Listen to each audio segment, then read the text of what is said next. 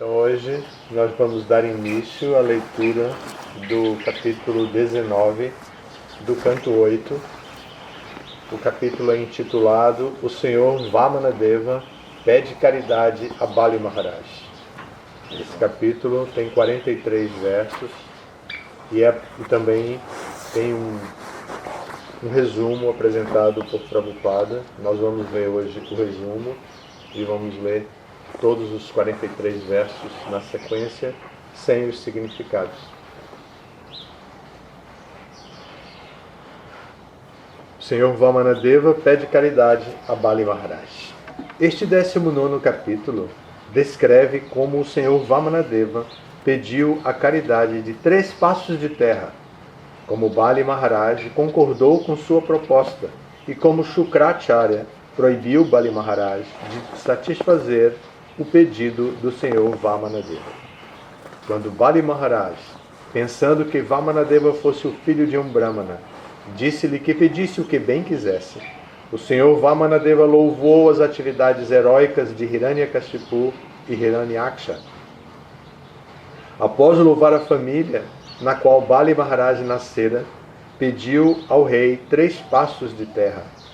Bali Maharaj concordou em dar essa caridade, uma vez que isso era algo muito insignificante. Mas Shukracharya, que pôde entender que Vamanadeva era Vishnu, o amigo dos semideuses, proibiu Bali Maharaj de dar essa terra. Shukracharya aconselhou Bali Maharaj a retirar sua promessa.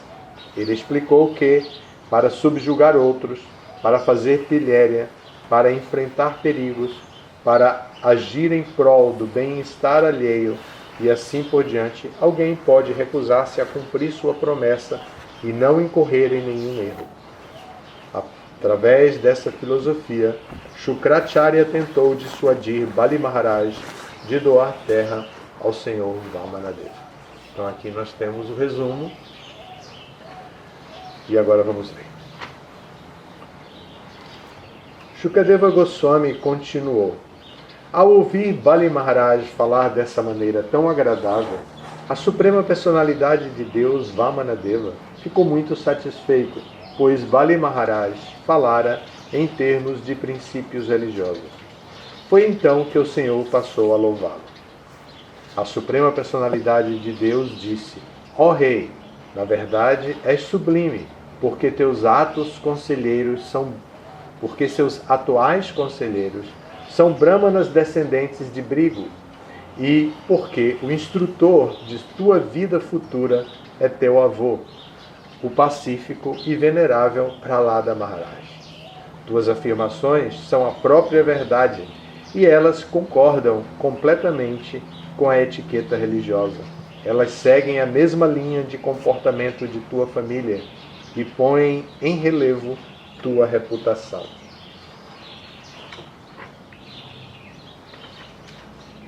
Sei que até agora ninguém nascido em tua família tem sido tacanho ou avaro.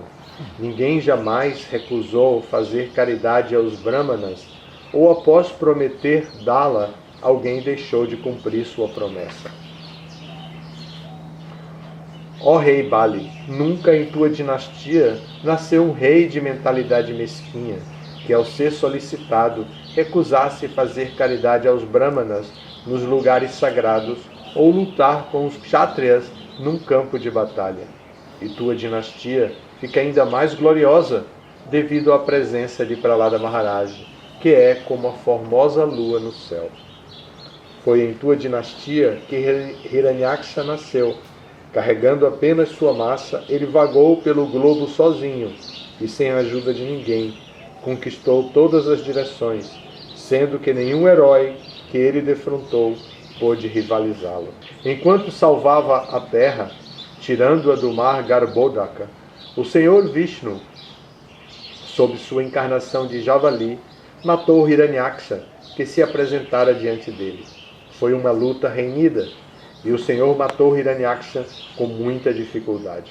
Mais tarde, ao analisar o poder incomum de Hiranyaksha, o Senhor realmente sentiu-se vitorioso. Quando Hiranyakashipu ouviu a notícia da morte de seu irmão, com grande ira e querendo matar o Senhor Vishnu, foi a residência de Vishnu e o exterminador de seu irmão.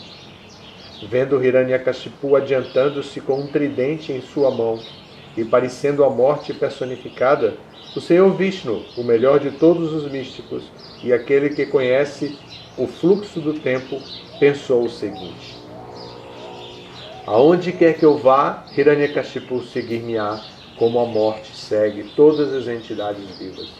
Portanto, é melhor que eu entre no âmago de seu coração, pois assim, devido ao seu poder de ver apenas externamente, ele não me verá.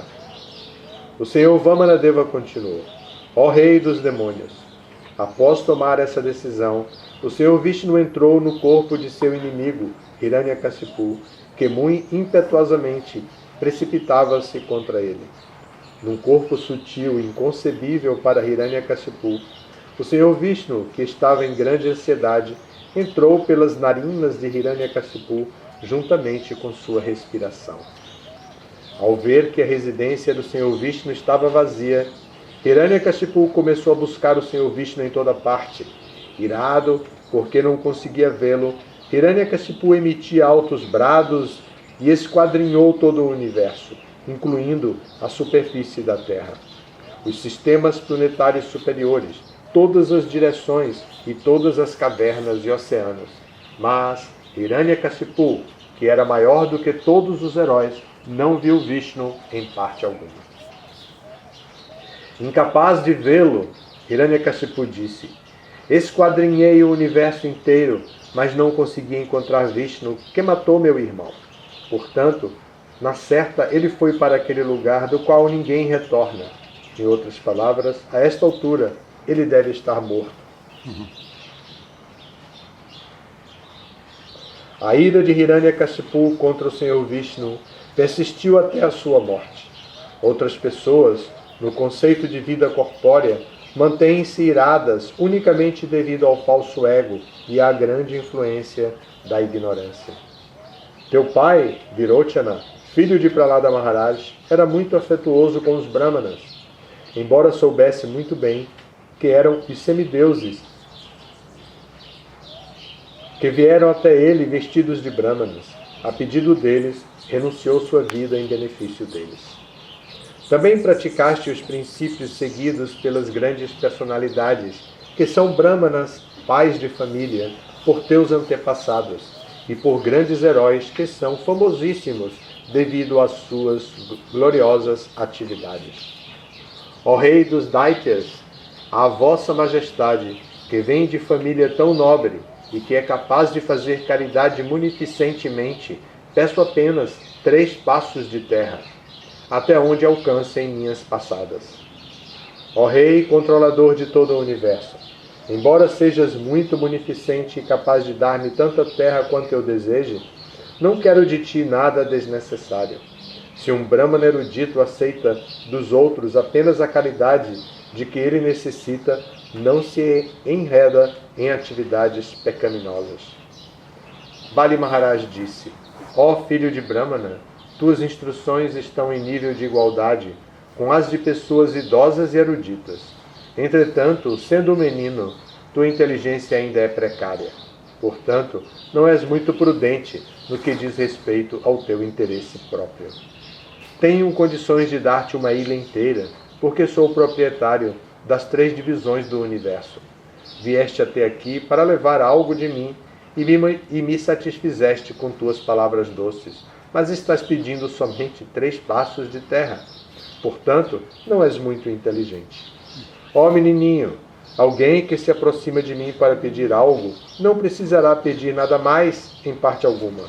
Portanto, se assim o desejas, pode pedir-me toda a terra capaz de suprir tuas necessidades. A personalidade de Deus disse: ó meu querido rei, nem mesmo a totalidade do que quer que exista dentro dos 3 mundos, capaz de satisfazer os sentidos de alguém, pode satisfazer aquele cujos sentidos são descontrolados. Se eu não me satisfizesse com 3 passos de terra, então de certo não ficaria satisfeito, nem mesmo que possuísse uma das 7 ilhas, que consiste em 9 varshas. Mesmo que eu possuísse uma ilha, ficaria querendo obter outras. Sabe-se que, embora tivessem se apossado das 7 Dwipas, reis poderosos, tais como Maharaj Prito e Maharaj Gaya, não puderam ficar satisfeitos, nem saciaram suas ambições. Todos devem satisfazer-se com aquilo que lhe é reservado por seu destino, pois o descontentamento jamais pode trazer felicidade. Aquele que não é autocontrolado não será feliz, nem mesmo que possua os 3 mundos. A existência material produz descontentamento, porque a pessoa não satisfaz seus desejos luxuriosos e sempre quer acumular cada vez mais dinheiro. É por causa disto que ela continua na vida material, que está repleta de repetidos nascimentos e mortes. Mas aquele que se satisfaz com aquilo que lhe reserva o destino é apto a libertar-se desta existência material.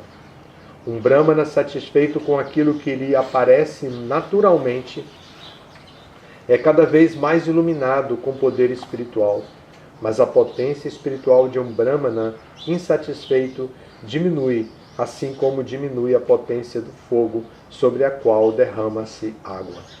Portanto, ó Rei, ó melhor dentre aqueles que fazem caridade, peço-te apenas 3 passos de terra.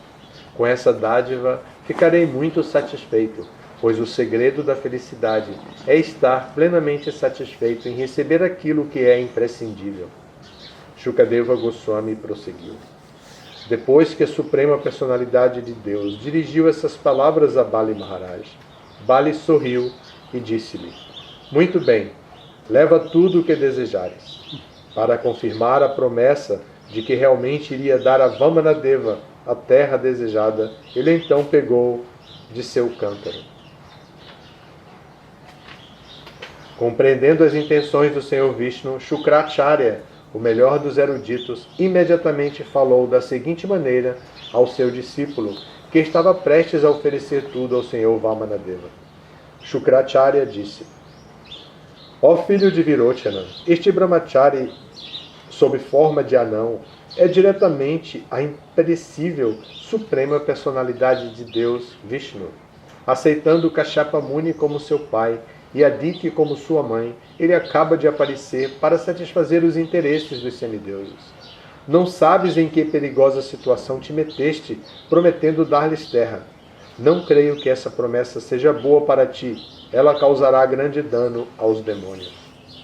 Esta pessoa, aparecendo disfarçada de Brahmachari, é, na verdade, a Suprema Personalidade de Deus, Hari, que assumiu esta forma e aqui veio para levar toda a tua terra, riqueza, beleza, poder, fama e educação.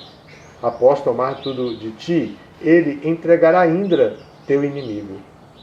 Prometeste dar-lhe em caridade 3 passos de terra, porém, quando lhes deres, ele ocupará os 3 mundos. És um patife. Não sabes o grande erro que cometeste.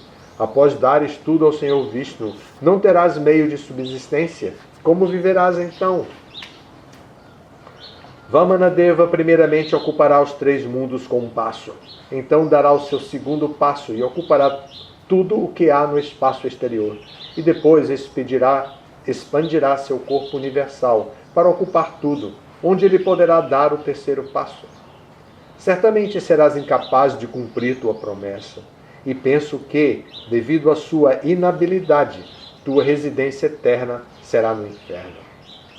Os estudiosos eruditos não louvam a caridade que põe em perigo a própria subsistência de alguém. Caridade, sacrifício, austeridade e atividades fruitivas são possíveis para quem tem condições de subsistir adequadamente. Elas não são possíveis para aquele que não pode manter-se.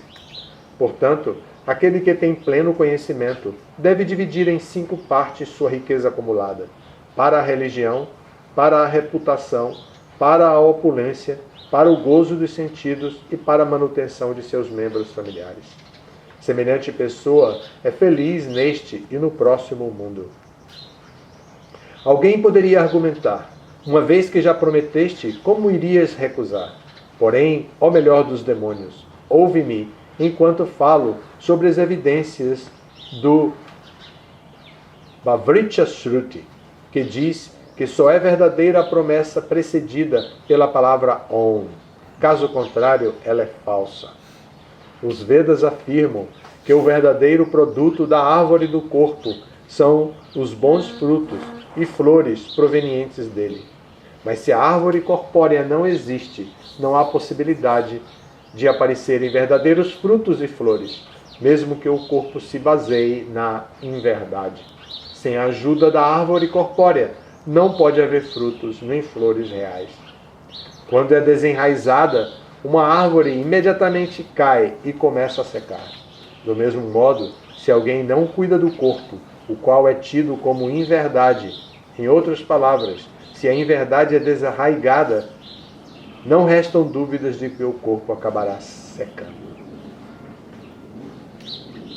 Proferir a palavra Om significa afastar-se dos bens monetários. Quer dizer, pronunciando essa palavra, a pessoa livra-se do apego ao dinheiro, porque seu dinheiro lhe é tirado. Ficar sem dinheiro não é muito confortável, pois nessas condições ninguém pode satisfazer seus desejos. Ou seja, usando a palavra Om, a pessoa torna-se um pobretão. Infelizmente, quando se dá caridade a pobres e a pedintes, não se consegue concretizar a autorrealização nem o gozo dos sentidos. Portanto, a medida mais segura é dizer não. Embora isto seja uma mentira, a pessoa fica completamente protegida, atrai para si a compaixão dos demais e tem plena facilidade de coletar para si mesma dinheiro de outros. Entretanto, se alguém sempre alega não ter nada, torna-se um condenado, pois é um corpo morto. Mesmo enquanto vive, ou estando respirando, deve ser morto. Ao dizer galanteios a uma mulher para mantê-la sob controle, ou fazer pilhérias por ocasião da cerimônia de casamento, ao procurar ganhar a subsistência, quando a vida está em perigo, ao proteger as vacas e a cultura bramínica, ou ao proteger as pessoas para livrá-las das mãos do inimigo, nunca é condenável falar uma mentira. Neste ponto encerram-se os significados Bhaktivedanta do 8º canto, 19º capítulo do Srimad Bhagavatam, intitulado O Senhor Vamana pede caridade a Bali Maharaj. Uau! Forte, né? Vocês ouviram o último verso aqui? Olha só, vou repetir. Ao dizer galanteios a uma mulher para mantê-la sob controle, ao fazer pilhérias por ocasião da cerimônia de casamento, ao procurar ganhar a subsistência, quando a vida está em perigo, ao proteger as vacas e a cultura bramínica, ou ao proteger as pessoas para livrá-las das mãos dos inimigos, nunca é condenável falar uma mentira. E agora? Isso aqui... Que rolo! Isso aqui traz insegurança total e completa para uma sociedade. Mas de onde vem este conhecimento? Quem está falando ele? Quem lembra? Shukracharya. Shukracharya é um guru, é o guru de Bali Maharaj. Bali Maharaj é o descendente dos demônios, ele é descendente de Hiranyakashipu. Mas ele tem o avô, que é o pai, que é Pralada. Então, o avô, que é Pralada, o bisavô, que é o Hiranyakashipu, né, que era o pai de Pralada. Então ele está sendo reconhecido como filho da dinastia. Mas Bali Maharaj seguia o seu guru, Shukracharya, que era um pregador de qual seção dos Vedas? Karma Kanda. Então isso aqui está relacionado com Karma Kanda. Isso aqui não é para Vaishnavas, não é para devotos. Isso aqui é para Karmis, para aqueles que seguem a seção Karma Kanda dos Vedas. Esse é um pequeno detalhe e é importante reconhecer. Tá bom? Só porque senão, imagine, quando vocês forem falar para suas esposas no futuro que alguma gracinha, ela vai ler isso aqui e vai dizer, você está mentindo, porque o Bhagavatam diz que está mentindo. Mas não é o Bhagavatam que está dizendo. O Bhagavatam está relatando o que um guru da seção Karmakanda disse. Esse não é a conclusão verdadeira do Bhagavatam. Tá? Essa é a conclusão da seção Karmakanda. Entendam isso. Aqui apenas é um relato da história. Por ocasião do casamento. Sim, vamos viver juntos. Não haverá traição, não haverá separação. Então pode ter mentira. Ao procurar ganhar subsistência, para ganhar dinheiro pode mentir à torta e à direita. Quando a vida está em perigo, ao proteger as vacas e a cultura bramínica, ou ao proteger as pessoas para livrá-las das mãos dos inimigos, nunca é condenável falar uma mentira. Isso é Karma Kanda, tá? Isso não é coisa de Vaishnava. Vaishnava não entra nessa. Voltamos para o verso número 1. E vamos, a partir de amanhã, explicando com os significados do Prabhupada. Algum comentário? Dúvida? Isso foi Vilochana ou Virochana? Virochana. É pai? Virochana é o pai. É o pai de Bali. É o pai de Bali, que é o Prahlada. filho de Prahlada. E Prahlada é filho do Hiranyakashipu. Entendi a dinastia. Hã? Entendi a dinastia. É. Quando o Hiranyakashipu fala no Bhagavatam, um conhecimento tão lógico, tão importante sobre imparcialidade. Ele fala da imparcialidade de Vishnu. Então abrir o Bhagavatam assim, sem saber o que está acontecendo, e ler, e ouvir as instruções de Hiranyakashipu, ele usa a maior lógica sobre imparcialidade, dizendo Deus tem que ser imparcial. Mas ele não foi imparcial. Ele protegeu os semideuses, porque tem uma rixa entre semideuses e demônios, coisa típica de Karmakanda mesmo, coisa típica desse mundo, amigos e inimigos. Então, ele vê isso e ele fica super chocado. Tá? Então é importante saber isso, para não ficar dizendo mentira para as meninas, nem na hora do casamento dizer mentira, porque vai ser cobrado outra coisa dos Vaishnavas. Obrigado, todas as glórias a Srila Prabhupada.